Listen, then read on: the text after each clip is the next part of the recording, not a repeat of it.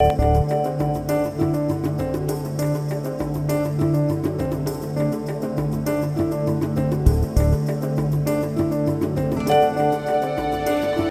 good to see all of you here today. We've got a wonderful program for you, and we're going to get that program started by allowing my boss, Dr. Goldie Bird, the Dean of the College of Arts and Sciences, to bring opening remarks.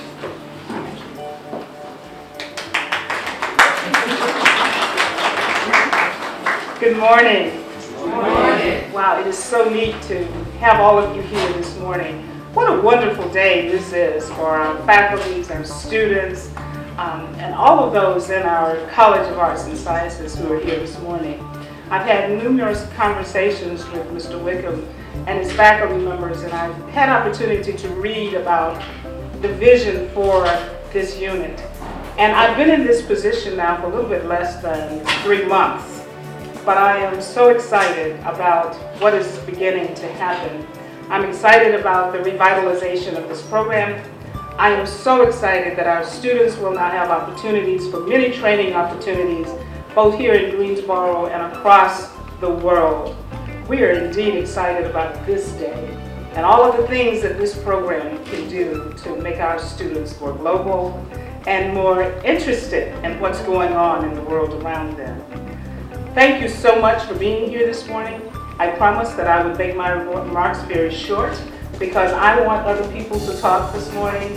But let me tell you that the College of Arts and Sciences is fully behind this move. We are going to support in every way that we can. Our students need this excitement. They were so excited just coming down the hallway this morning. I was so impressed. They are excited. We want to keep them motivated. They need this, Mr. Wickham. And we're going to charge you with helping us to raise all the funds that it's going to take to keep this initiative going. We're so excited that our community of friends are here this morning. I see people who have been around for a long time, who are back. And it just speaks to the energy around Aggie Pride. This is exactly the kind of day that we need more and more. The world needs to know what North Carolina A&T can do and what it will do to support our students and to make them better people, to make them global people. We will be leaning on Mr. Wickham and his faculty and his staff, just as they will be leaning on the Office of the Dean. We're going to make this a huge success. So students, we're depending on you to study hard, to make the connections that you need to make, to get in and out of here. I'm saying this for the provost, in 4 years. And come back and help make A&T. It's already great. You will make it greater. Thank you. Thank you, Dr. Bird. We're going to hear from the provost, by the way, later in our program. One of the things I discovered shortly after taking on this job is how important the faculty is to the success of the mission that we've been charged with. Here with us this morning to bring greetings from our faculty is Dr. Linda Callahan.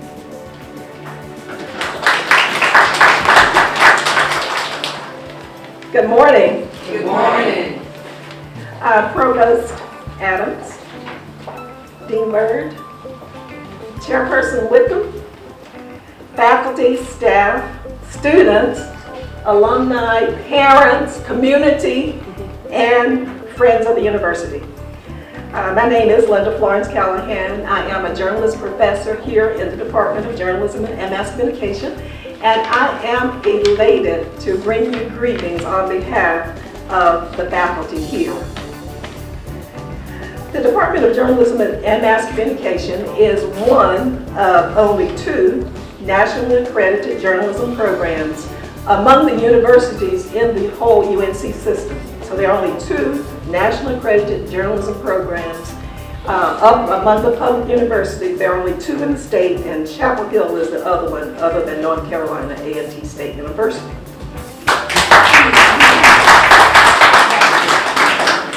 We have, and thank you very much for that, we have a long and proud history of our students going on to graduate school and also working in the profession.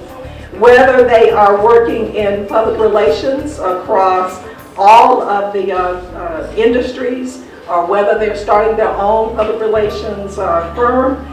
We have students, our former students, who are working at CBS News, NBC, Fox News, Cox Broadcasting, people in PR, working in PR at the Kennedy Center, News and Record, Petersburg Times, New York Times, and more, just to name a few. Our degree is journalism and mass communication, but we also have concentrations in print and online media, electronic media, broadcast, production, and of course public relations and media management.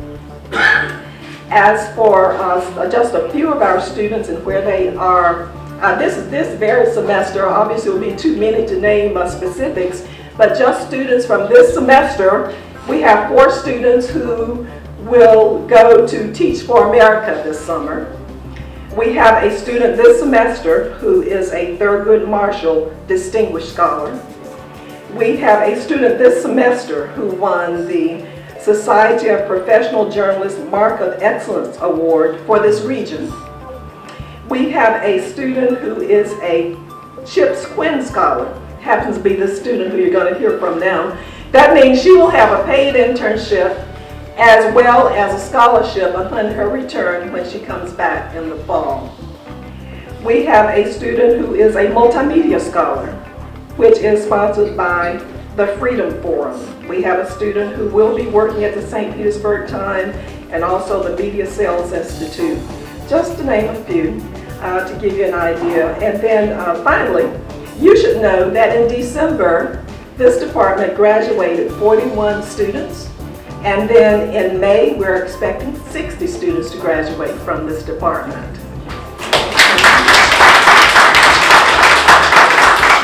And we're very proud of that. The only other thing I would like to do is maybe introduce faculty. If you'll raise your hand, faculty. See, some are down this way. Scoot over here real quick. Real quick.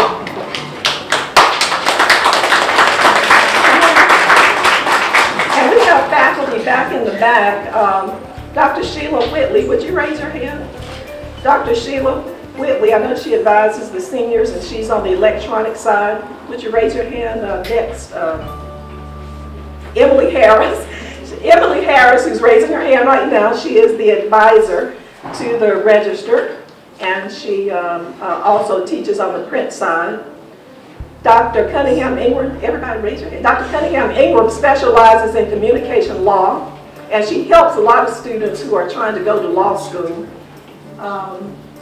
Dr. Teresa Stiles specializes in media history as well as teaching script writing. Many of you know Dr. Sandra Hughes, very proud of her from WNAA News too. She's our community outreach person and also I think teaching voice and diction. Up here we have Mr. Bruce Clark, who's in production. Dr.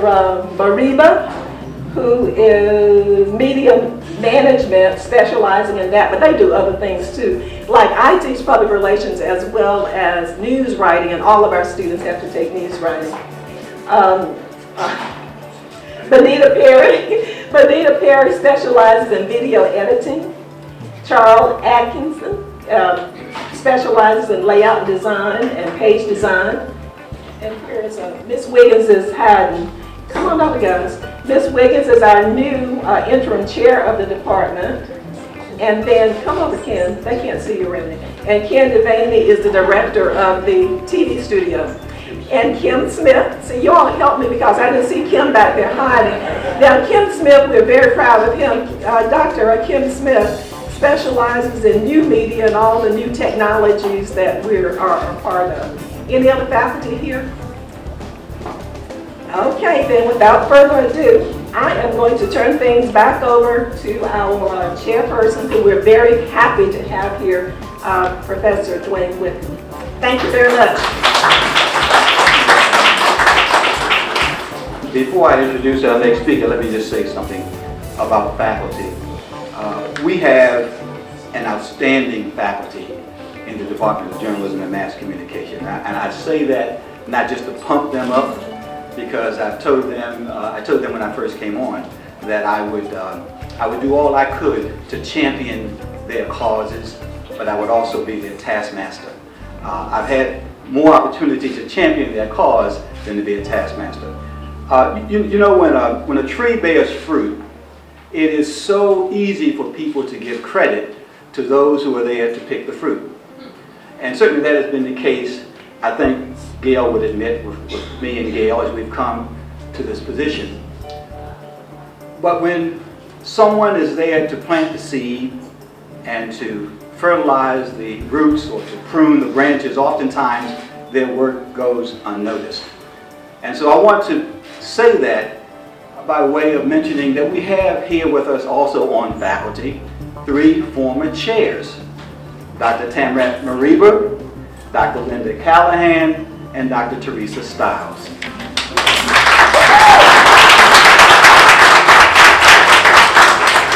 And were it not for their planting of the seed, pruning the trees, the branches, and fertilizing the roots, the work that we do here now would not have been as productive.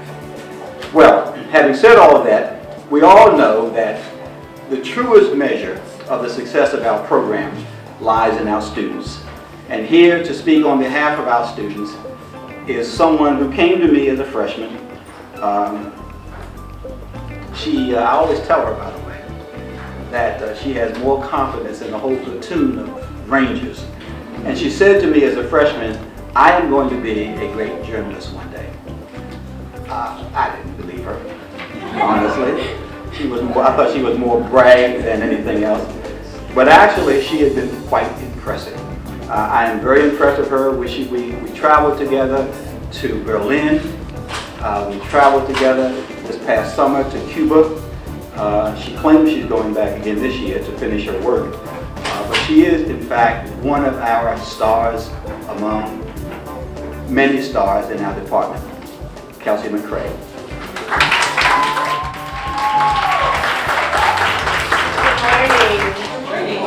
My name is Kelsey McCray, and I am a junior, and my concentration is in print. And I would like to bring you greetings today on behalf of the students, as well as the student organizations. I serve as this year's president of the National Association of Black Journalists. And so we just are very happy to see all of you here this morning. There has been a lot of changes since I've been here these past 3 years, and changes for the good. And as Mr. Wickham probably will say behind my back, that I'm somewhat of a pest. It's for a good reason, because the opportunities here at this journalism department is like none other. I feel like we have the resources, the faculty, as well as the students really to uplift each other to be great. Because I am going to be a great journalist as I leave here. And I know that the rest of my peers will also be a great journalist. So on behalf of the students, as well as the student organizations, media networks, if the presidents of the other organizations here? Are they on the doors? You'll see them, they're tour guides as well.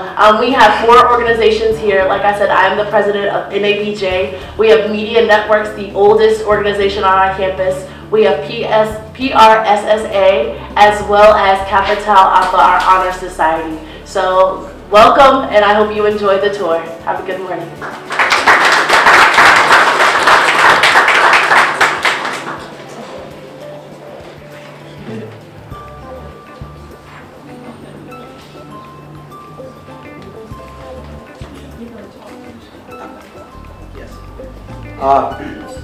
Here's the exciting part. I mean, that was very exciting. This for me is even more exciting. We're going to break you up into groups. We have a tour scheduled, and you'll be taken to see many of the new things that we're doing here in the department. But let me tell you about a couple of these things. First of all, where you're seated is an area that we now call our public square. And over the course of the next semester and coming semesters, you will see us here gathered from time to time. We'll have literary cafes. We're going to have speakers come in, informal conversations. We'll have movie nights, not just to watch movies, although we do have a popcorn machine. I don't know if that's legal. But we didn't buy it with university funds. Well, we have a nice popcorn machine, and we're going to bring students in. We want to engage students beyond the classroom, outside of the class, to have conversations, to get them talking and thinking about things in ways that we can only imagine that Du Bois did with his students. And so we'll have movie nights and we'll dissect the film and have conversations about the cultural and political and racial impact of the images we see. We'll have these literary cafes. We'll bring speakers in, authors, to talk about the impact of their words, the meaning of their prose. We want our students to envision and to see the world beyond the classroom. Great things happen in our classrooms. Great things happen in our classrooms. But we want them to know that there's a world that exists beyond the classroom. And in that world, we want to have a part in terms of shaping their view. Now, when you go on our tour, you will see some new and exciting things. First of all, if you look just overhead, you'll see that we branded the building. We've got the words up there. You know, the deans were trying to figure out what has he been doing with that money. Well, a part of what we've been doing is giving students and faculty a greater sense of self and a greater sense of being. We want our students to come to this building, and we want them to see this building not only as a place for classrooms, but as we've demonstrated to our student organizations, a place for them to gather. We turned an old storage room into offices for our students. We've turned a student lounge into the JOMC Research Center in collaboration with the library. We now have online access, direct access to all that is in our library. They have a tremendous collection of information about journalism and mass communication. They're streaming movies that we once showed in class and taking up valuable class time to show a movie. Now we can send our students to our research center. They can view the movies in advance of class, and we can engage them in a more protracted discussion about the content when they come to class. So there's much to see. You'll see our television studio and the great work that our staff are doing up there. You'll see the radio station, and what a wonderful station it is. To see that station and all the great work that the staff are doing upstairs. And we'll have more about that, and you'll hear from both the Chancellor and the Provost when we go upstairs for our ribbon cutting.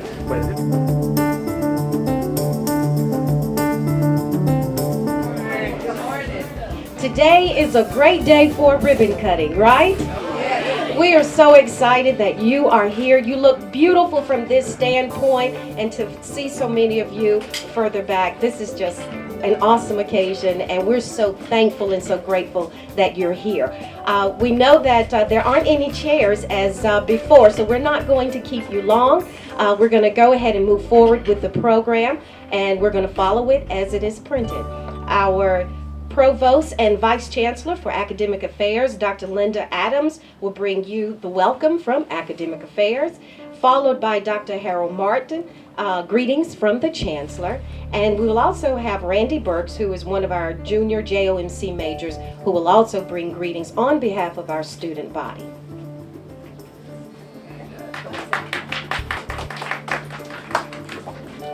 For centuries, the drum was the primary means of communication in Africa. Its sound carried messages, news of all sorts, over very long distances. The drum kept our ancestors informed and connected. For nearly half a century, WNAA has been North Carolina A&T's drum. It has kept our students, faculty, and staff informed. It's connected this university to our alumni and the people of Greensboro and neighboring communities. It has entertained us, reinforced our faith, and challenged our consciousness. And for much of its life, WNAA did all of this from a cramped studio on the second floor of one of this campus's oldest buildings. And so, we are here today, not only to anoint the new home of North Carolina A&T's drum, but also to celebrate the important role WNAA has played in the life of this university. And Mr. Wellborn has been the key drummer in this story for North Carolina A&T.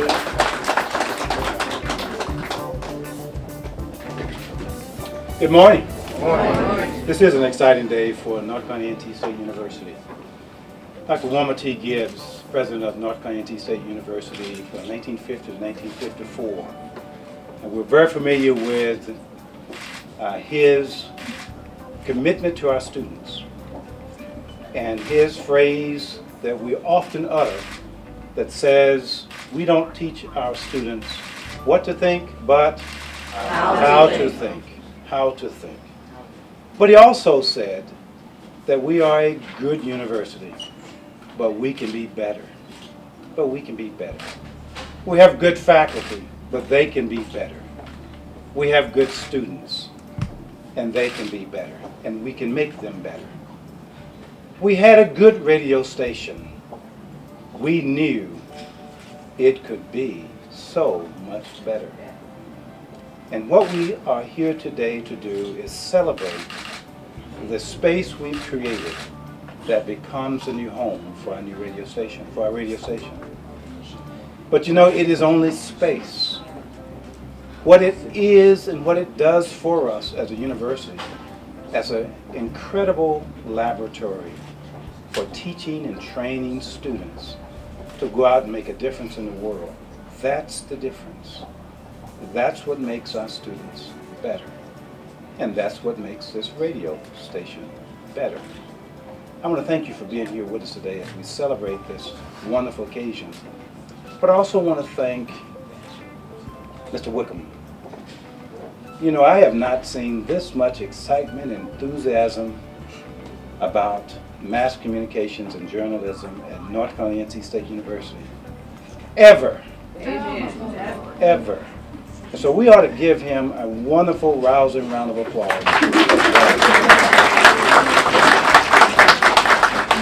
I want to thank the faculty and the department as well.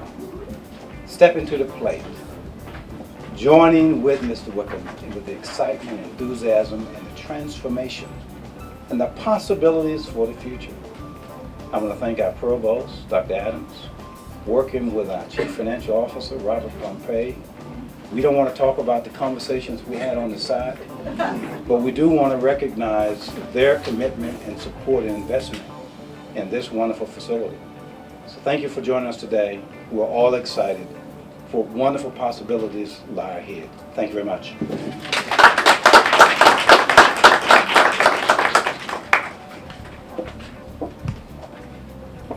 Hi everyone. My name is Randy Burks, and I would like to offer greetings on behalf of all the students in the Journalism and Mass Communication Department under the chairperson of Mr. Dwayne Wickham and Assistant Chair, Ms. Gail Wiggins. I would like to say that WNAA, this radio station, has opened plenty doors for me. I recently received an award from the Society of Professional Journalists for a radio piece that I've done here at A&T under the guidance of these wonderful professors that we have in this department, who I'd like to thank also. Y'all have been awesome. Thank you. So I would like to say that I'm glad to be a journalism student here at North Carolina A&T State University, and I look forward to completing my last year here and graduating in 2012.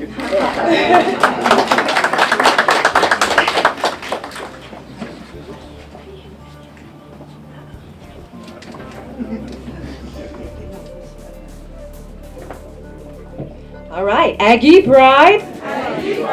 All right, he said he hadn't seen any excitement since, well, he couldn't remember any excitement, so we're jubilant today, right? Okay, and again, it is all because of the wonderful leadership that we have, Professor Wickham and the awesome faculty and our former leaders, and of course, we cannot say anything about this wonderful space that we have here without talking about Mr. Wellborn, Mr. Tony Wellborn. He has been the general manager for over 28 years, and if you've ever worked in there with Tony B., You know he is serious about this station, he's passionate about this station, and he will kick you out if you are not on your best behavior. So again, we are just so elated with today's event, and the man of the hour is Tony B. Come on up.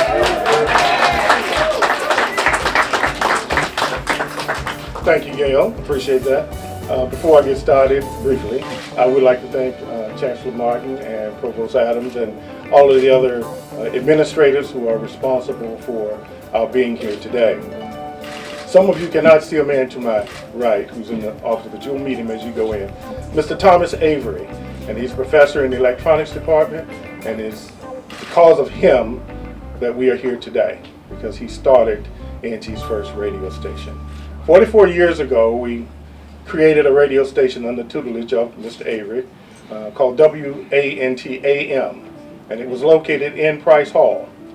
We stayed in that position until last year. Now, we've heard all kinds of names that have been labeled to our radio station, rat hole, and everything. And we admit that it was a little shabby. But what was important to us was what was on the air. And our air sound has always been forthcoming and has served the purpose, and it's always been designed to serve the students and the community. We want to keep that mission going as we move forward in our brand new facility. I also want to thank Dr. David Aldrich, who's the Assistant Dean of Arts and Sciences. He really got together and got this money for this project, so we want to thank him. And thank you all for coming out.